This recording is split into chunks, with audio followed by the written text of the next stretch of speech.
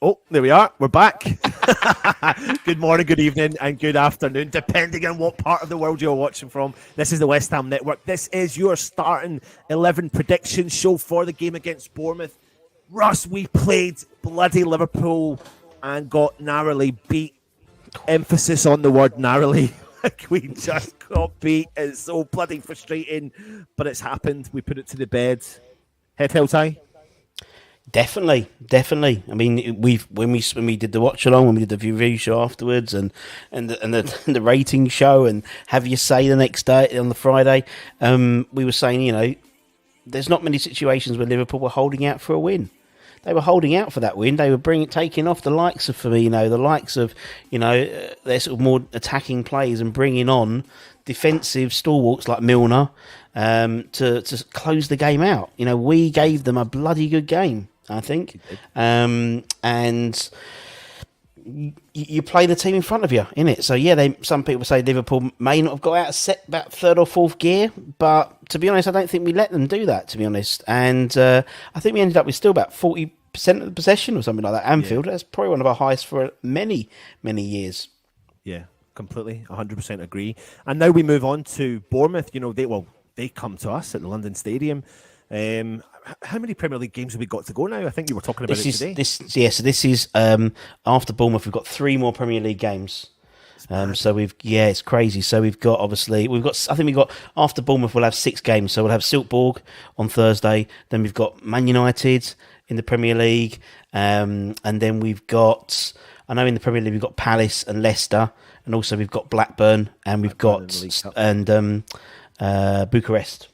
Yeah, and that's it. And I think that's what makes it vital, though, to try and get that result over Silkeborg, so we can just relax a little bit in that terms of the Europa Conference League and qualify for the last 16. But we are here to talk about the starting 11 versus Bournemouth. Now, Moyes rung the changes for the game against Liverpool, and we've been struggling defensively in terms of injuries. Players have been announced that they are back or are coming back.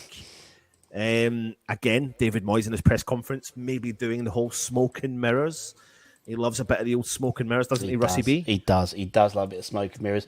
And to be honest, it's fine. I think the real sort of skill is finding the bollocks from the truth. You know what I mean? So like the Southampton game, he said, look, these guys aren't going to play. And they didn't play, and we thought they might have played. And then he said, Liverpool's going to be practically the same.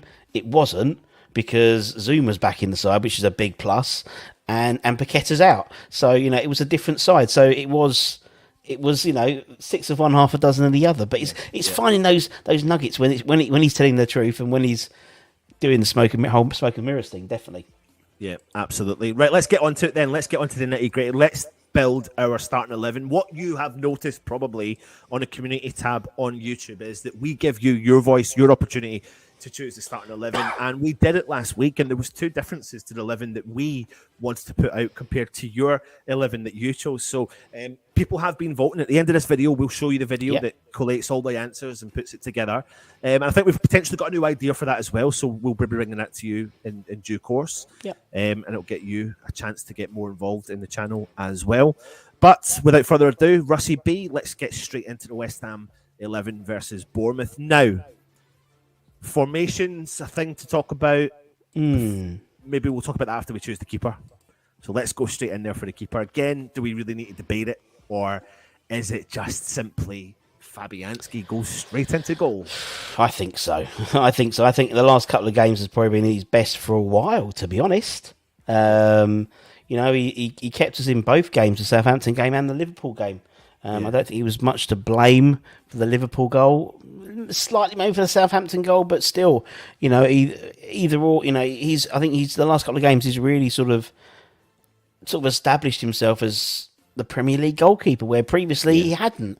He has now, and people are less questioning the fact that he'll be not between the sticks for the next game. If that makes sense. Yeah, absolutely. And it'll be interesting to see now what happens over the next few games. Like you said, we've got, 6 games in total to play. So between those 6 games, in theory, Fabianski's got his name written on 4 of them. Ariola's got his name written on 2 of them. And then there's a big break. Ariola goes away. I'd say three. I think 3 each. after this week because you got 4 Premier League games, including the Bournemouth game, and then you got the 3 cup games. You got the 2 European games and the Blackburn. I got that wrong. Oh, sorry, mate. Games. Apologies. My bad. So we've gone for Fabianski, but again, put it in the comments. Let us know your thoughts if you are watching this. Areola, Fabianski, and why? Why would Moyes want to change it now, let alone at any other point in the season? So put it in the comments. Now let's move into formation against Liverpool. I mean, what would you say we did or didn't do, and will we do something similar? It was a fluid formation, I think, to be fair. It was a 3 at the back. It went to a 4 at the back. It was, as I said, I think it was Gonzo said that Fornals was played as a left holding midfielder, as a wide midfield, which is basically sort of the position he sort of held, to be honest. It was a bit of...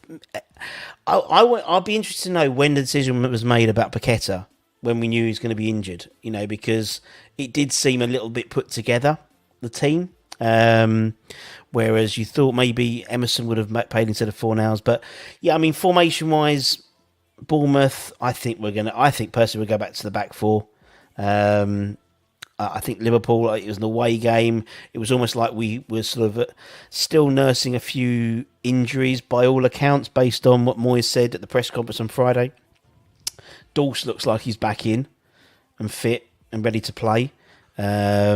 So I imagine it'd be a back 4. I think it'd be back 4. Yeah, I do agree with you, mate. And I think, to be honest, we'll walk away from the game against Liverpool devastated but head held high.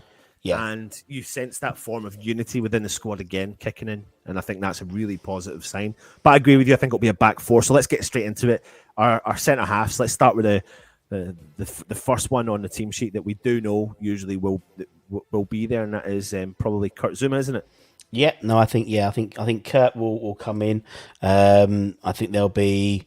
I think for me, I think he's sort of now established. He's back. I think the last few games, he's really. I mean, the beginning of the season he was dog, to be honest, and I think then he had a few games and he got injured and he's come back, and I think Kurt would be. Let's put Kurt in.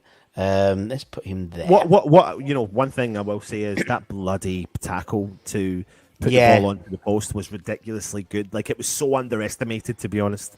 But it was if he hadn't have done that, I know they put the game to bed by winning the game, but it really would have put the game to bed. Because if Zuma hadn't intercepted that would have gone into the back of the no ifs or buts about it. Yeah. But I've been doubting him a little bit from the start of the season because I thought he was injured, but in actual fact he just seems to be turning up week in and week out, doing a job week in and week out, and long may that continue. But who is going to be his partner? Now we're seeing more and more images of Aguerd. He's playing a bit of football with his teammates. He's looking right up for it. He's buzzing. Everyone's buzzing to have him back, and it certainly is exciting, DJ Russie B. But this game comes too early for him, doesn't it? Yeah, I think even by Moyes' smoke and mirrors admissions, I think you'll get a situation. I generally think he'll be on the bench for Thursday. I think he'll be on the bench for Thursday, and I think the idea would be he would definitely get 2 games before the World Cup, Blackburn and the Bucharest game. Because he said maybe we can get some under 21 games and some Europa Conference games for him.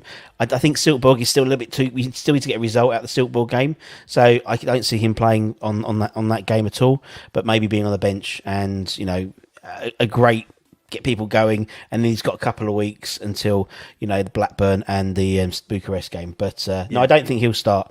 Lots of smoke and mirrors when it comes to David Moyes and players who are injured. So don't. Underestimate the fact that what Russ is saying is, probably what's going to happen. But we have seen David Moyes throw players in when you least expect it. Yeah. So, it will be interesting. But who is going to be his partner, mate? I mean, the rumour is kicking around, especially David Moyes has mentioned it. Dawson could be back for this game. I think Ballon's back. Yeah, I think the wording, and I've probably got it here, the wording which I always, when I listen to Dave Moyes' press conferences, I always listen to it very carefully. The wording is, and we talk about Paqueta, but here it says, we hope both are back, Cornet and Dawson, but it may come too soon for Maxi. So today, there's no reference to Dawson not being back. We hope both are back. So for me, that means he's back. That means he's back.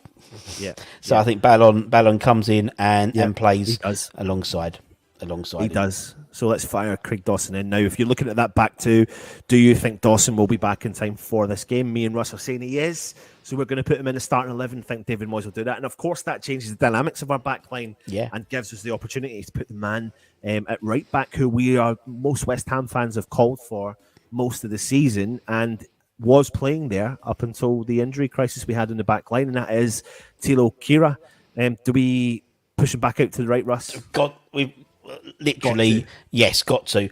I would almost put him on a dog lead, and so he stays on that right hand side and doesn't move, and just goes up and down that because actually.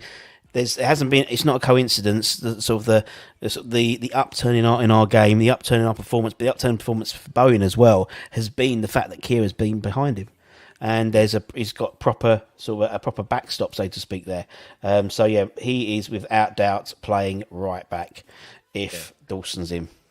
Yeah, absolutely. Let's put out Kehrer there. What do you think? Put your comments in. Sefao come under a lot of criticism. I'm not even going to talk about the wasted breath when fans slag off our own players. But, he has been in for a bit of criticism this season. I'll put my hand up and say I was also one of the fans that can criticise them. But I think personally, that he had a couple of good games against Anderlecht. And I think that done him the world of good. Yeah. And it's good now you've got 3 players challenging for that one position. Ben Johnson didn't have a great game last week. Four really. You think of Ashby as well, Yeah. So Absolutely. It's a position we're heavily covered in, so to speak. But it's Kehrer's to lose. Yeah, absolutely. And it'd be nice to see him back out there and hopefully give us that solidifying effect in the defence. Now let's move into the left back position. Really, again, I think there's only one man we can put in there, and that's Aaron Creswell. Yeah, I agree. I think he's finding a bit of form. I think he's definitely liking that security of the Zuma and Dawson and what they're capable of doing. And he's getting forward again and whipping some balls in, isn't he? Yeah, it's confidence, isn't it? It's confidence, and people were sort of questioning his position in the first team at the beginning of the season.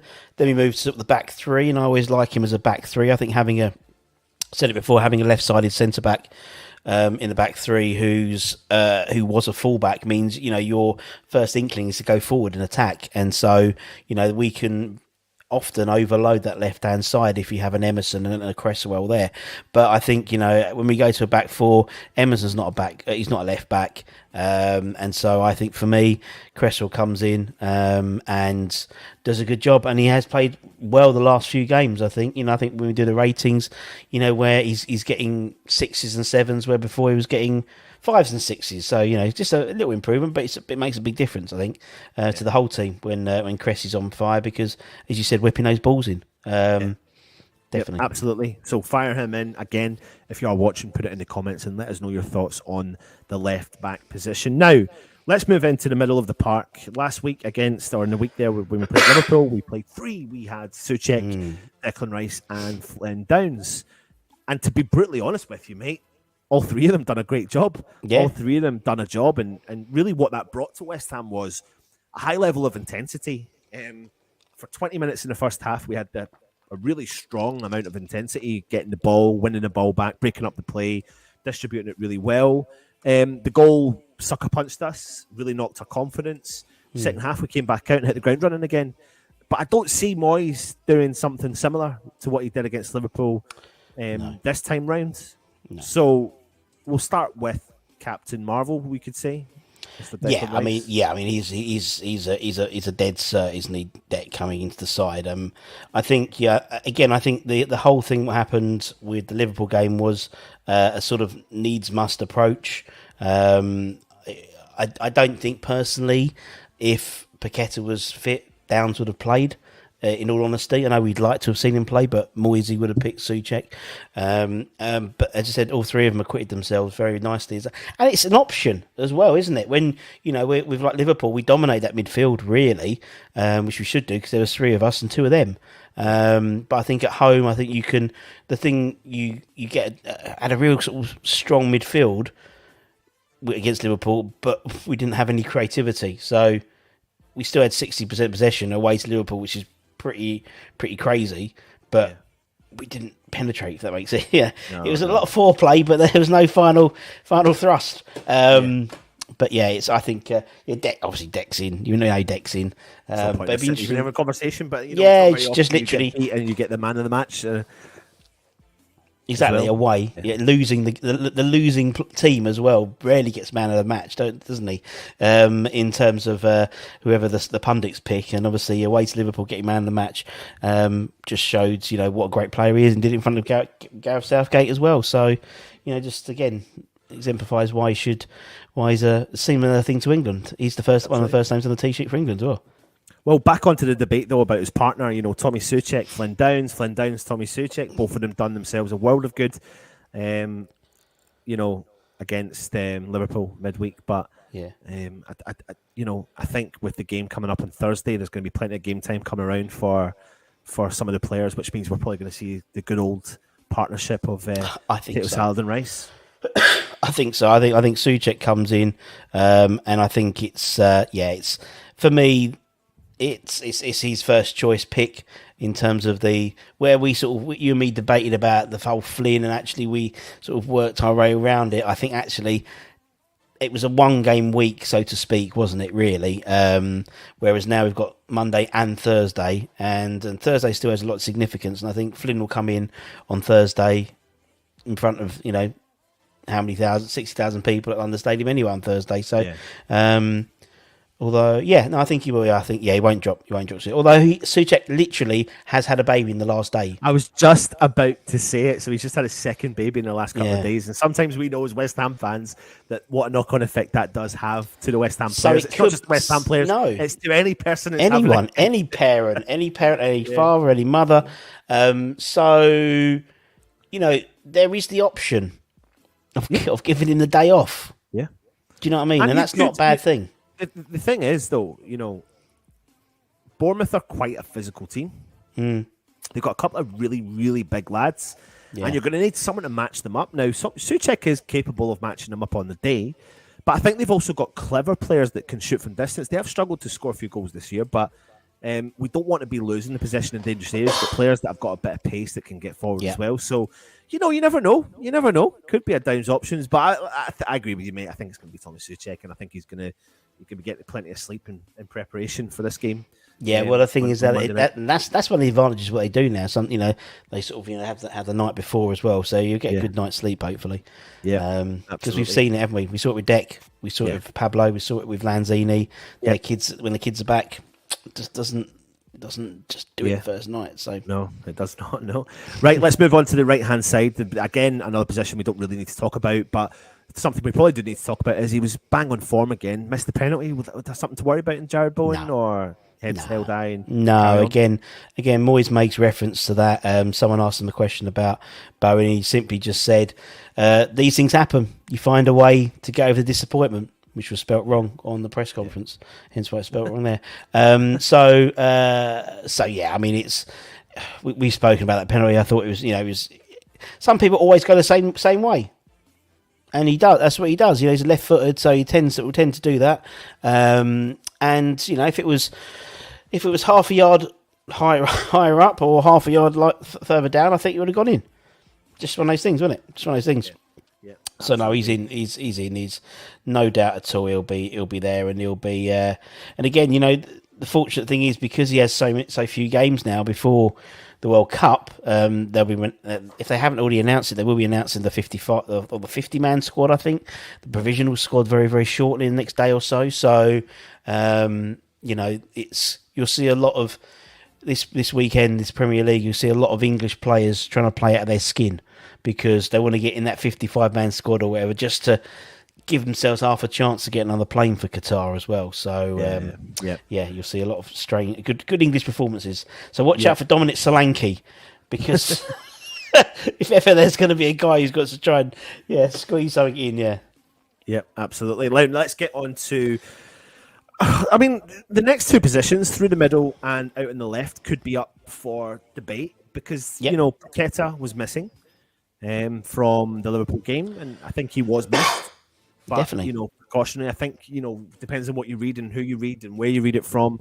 1 minute you think it's maybe a longer term, and then maybe suddenly there's an outside chance that he's going to be available for the game. And I kind of get the nod that maybe he might be available for this game. I don't know what your thoughts are. I mean, obviously it was quite funny because obviously people said, oh, it was when first it came out, he's going to be out for the World Cup and and then he took to Instagram himself, didn't he, to say it's not. I'm all right. It's only a little knock. Then I read reports the other day of the Brazilian team doctor. He's doing the rounds now because there's so many Premier League players who play for Brazil that he's basically going around all the players. He's making sure Paqueta's all right. He's making sure Emerson's all right. He's making sure all these Brazilian players are all right as well. And then I think it was various other news sources have said it's only a slight knock. It was only out for a couple of weeks. Some say he could be back for Monday. Moisey said basically this could be the smoke and mirrors one, in my opinion. I think whereas I think Cornet is, I don't think Cornet's going to play. Dorsey's in. He sort of said that, but the smoke and mirrors I think is Paqueta. Yeah. Because he said, we don't think Paqueta's injury is as serious as first feared, but the injury is not one that is normal for football players. So F knows what that means. Well, so the impression I get is tennis elbow. The impression I got was it was his collarbone.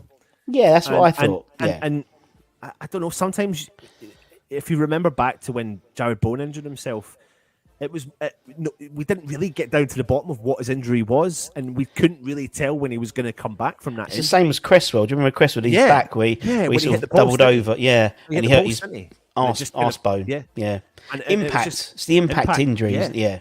And I feel like that kind of injury was just awkward, and it's like, oh, how will he recover from that, etc. But it could just be that he wakes up one morning, it's like, shit, sore again, or he wakes up one morning, it's suddenly gone. I think that's what's happened with Maxwell Cornet, to be honest, because we were told 2 weeks ago that he'll be back for the Southampton game, pretty much, and it seems to have been taking a little bit longer. With no sort of real. Have you ever, time? and it's a really random one here, I'm going to say. I like it. Well, you get a dead leg, right? But have you ever had someone ever do that to your calf? It's really, it has happened to me several times, and I can't picture a reason. It must have been at football, etc.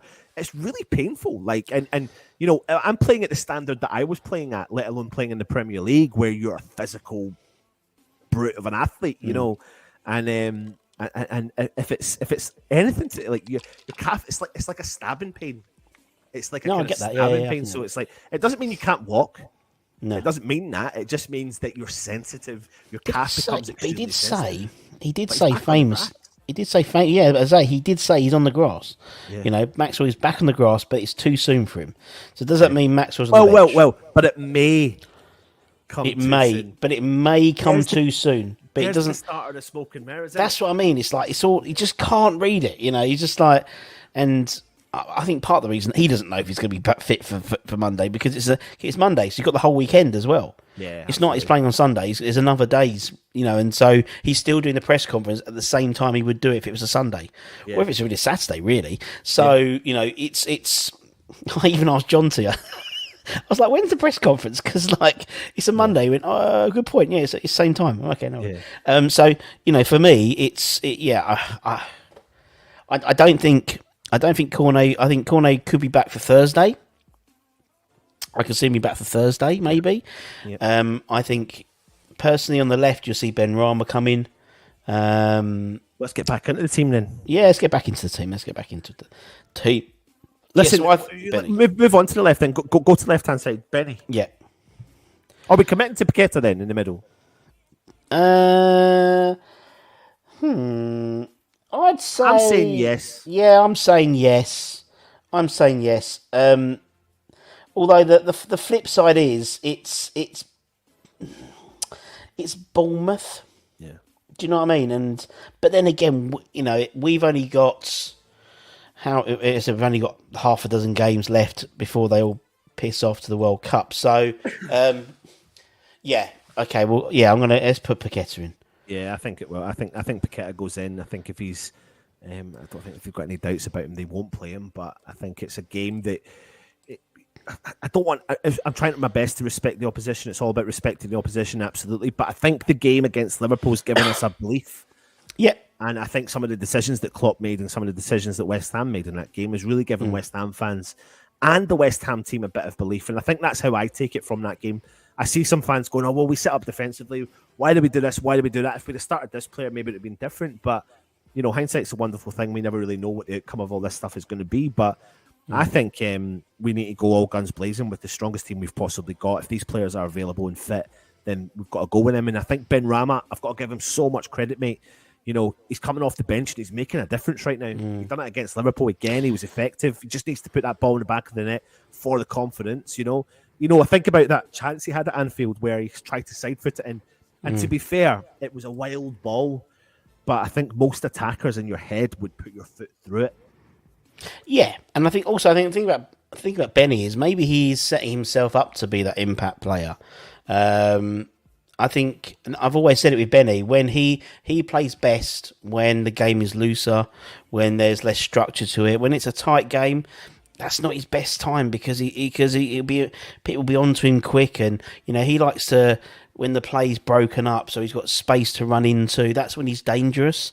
So you know that's why I think he's been so effective in the Europa League games as well, because it has been really open. The 2 games at Anderlecht were probably his 2 best games this season, and you know we didn't play with a striker for the second one. No. And so we were very loose, you know, in terms of formation wise from a West Ham perspective. So that's where he plays best when he doesn't really have to. You know, he can just be Benny, and I think when he's Benny, he's brilliant. But it's when he's trying to be something else that's when I think Moisey gets a bit frustrated with him. Let me throw a curveball at you though, Russ. Oh yes, you love a curveball. Love it. Against Liverpool, Anfield. Yeah, Antonio came on, but as Scamacca didn't. Yeah, he stayed on. He did. Now, has Moyes got the balls? No. He ain't. We know he ain't. We have all been calling for this. We've all been calling for this. Let's have, you know, Antonio on the wing or let's play 2 up front. And this was the first time he's done it, and he's done it against Liverpool. But we were chasing the game. We needed to get something. And, you know, and although people were saying, I was when I was doing the review show and doing the highlight show and all that type of stuff, people were saying, oh, Liverpool was the game for Antonio to play because of the way we were going to count. We were just going to lump it and he runs after it. But I was like, I understand that. But actually, if you're only going to get 2 chances or 3 chances a game, who would you rather have taking those chances? Antonio or the Italian number 9 striker? Yeah. So I'd rather the Italian. I totally understand why people wanted Antonio to play for the start Liverpool game, because it's hoof and he can make a nuisance.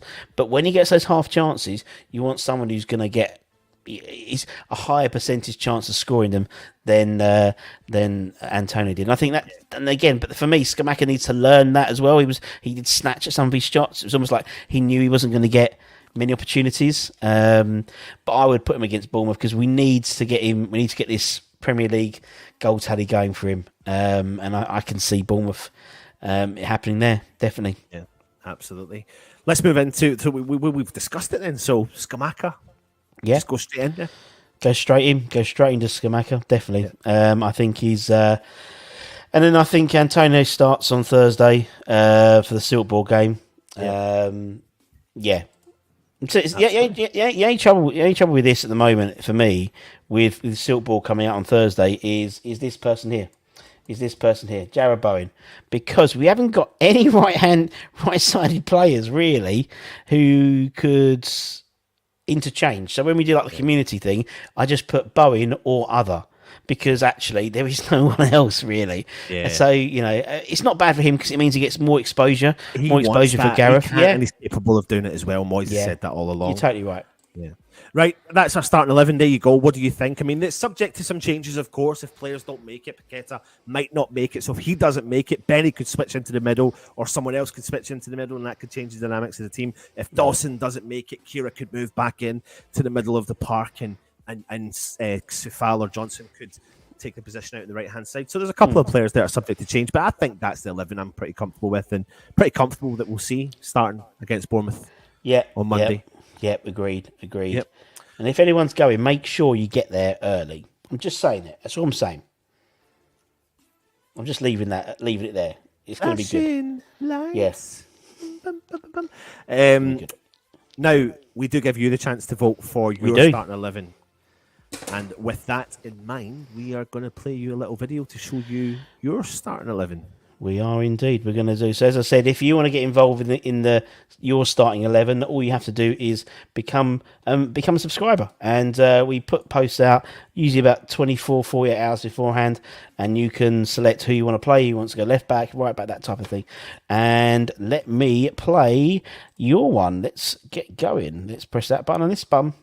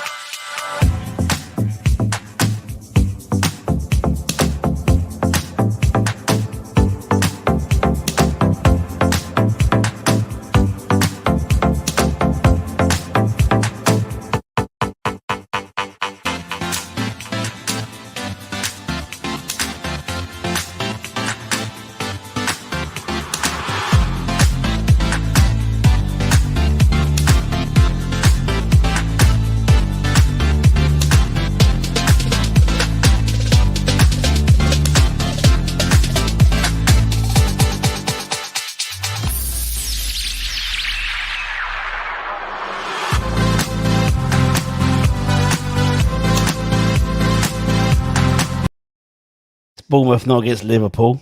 Naughty. But basically, it's pretty much exactly the same team, apart from Downs for Souček. Yeah, absolutely. So yeah, it is what it is. But I think people are sort of. You look at the scores, and you've got like the likes of it clearly is. I think there's amongst the community. There's like we are.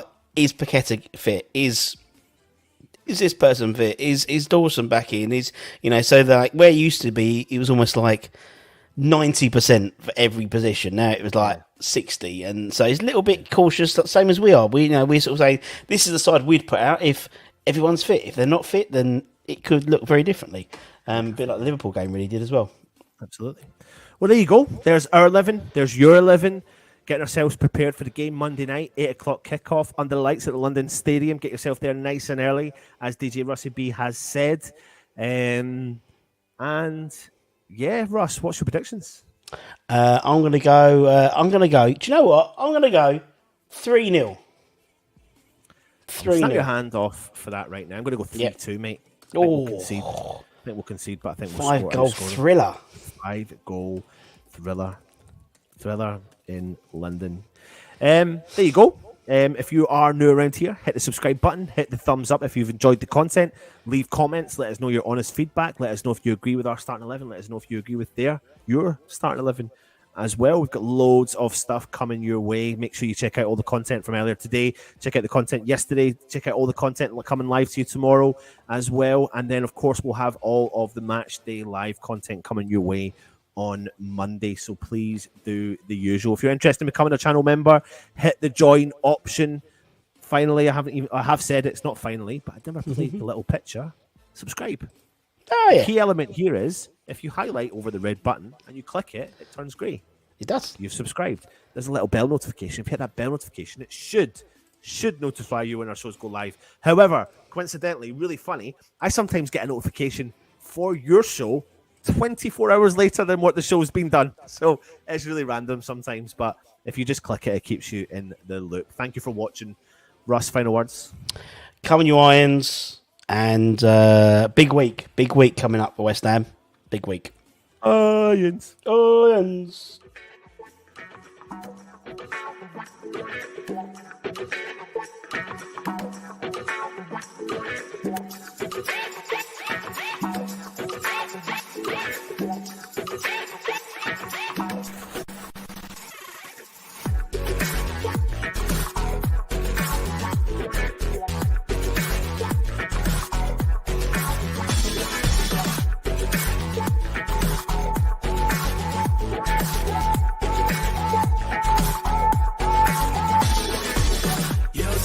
difference now. If we change it, you know how. Nothing ever stays the same. Once you let it change. It's like a family tree. Part of